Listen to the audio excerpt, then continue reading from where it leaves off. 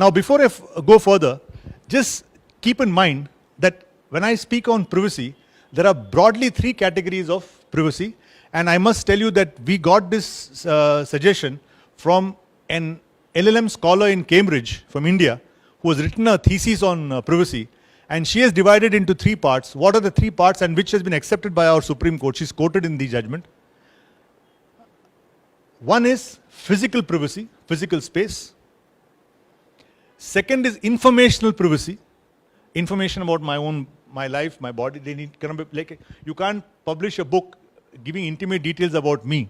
That will be completely in violation of my right to privacy. And lastly, decisional autonomy. So you have physical privacy, informational privacy, and decisional autonomy. These are the 3 categories. So if you keep this in mind, it will be easier to follow the lecture. Now come to Roe versus Wade. Very, very, very vexed question in the US. Because the huge group of religious people say that there's a right to life. You can't take away a right to life. It's something which God ordained, and so on and so forth. But if you see Roe versus Wade, they finally resolved the matter in a balanced way. What did they say finally in Roe versus Wade? They said a pregnancy is divided into 3 trimesters. In the first trimester, complete autonomy to the lady. She can decide whether she wants to have the child or not. Second trimester, yes, she has the right, but only under medical supervision in a state-approved institution. And the last trimester, not permitted at all, unless it is going to be harmful to the mother. So this is how Roe versus Wade struck privacy. Now you will realize where privacy has gone from your home to wiretapping to this to finally to abortion. And there are many, many more cases where it has gone. I'm not getting into all the other details. Now come to India. What are the examples of privacy in India which will show how the law is developed? Apart from this case where they said no right to privacy, there were other cases which were being decided before this 9-judge bench, recognizing the right to privacy. Where in some cases they said you have no right to privacy, you have some right to privacy. I'll give one example where they said that the person's right to privacy was negatived. And that came from Madras, Tamil Nadu. It's called X versus Hospital Z. I don't know if you have seen X versus Hospital Z. Very interesting case. 3 people came from Nagaland. One of them was a doctor who was an MD, postgraduate doctor. His relative had to be treated in Chennai. You know, for very many years, Madras used to have patients from all over, particularly from eastern region.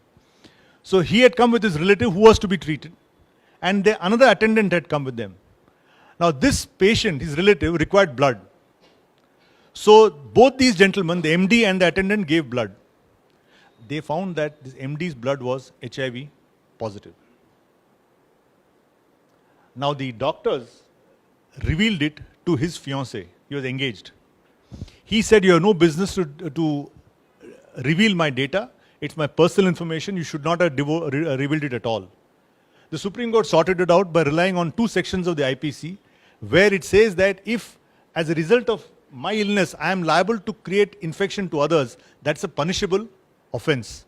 And the hospital was duty bound to prevent that offense. And the Supreme Court says, just as your right to privacy is important, your fiance's right to life is equally important, and therefore that mandates disclosing it. Take the next case from Karnataka. Selvi versus Karnataka, which is the famous Narco analysis case. Now in Selvi, what happened was, the question was whether you can inject narco analysis, which popularly is called truth serum. I think it's sodium pentothal, that thing. Now I'm told that doctors tell me that if you use this particular drug, I mean, we have got 4 states.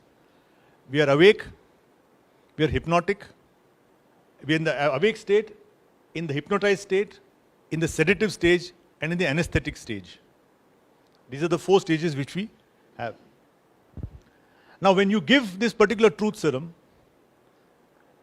you will go into the second stage where all your defenses go down. It is expected, or it is rumored or felt, there are conflicting reports on that, that you start speaking the truth.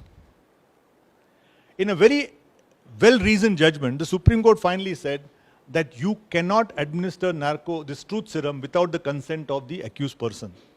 Although solving a crime, punishing the guilty may be an important social objective, but yet the person's right to privacy has to be protected.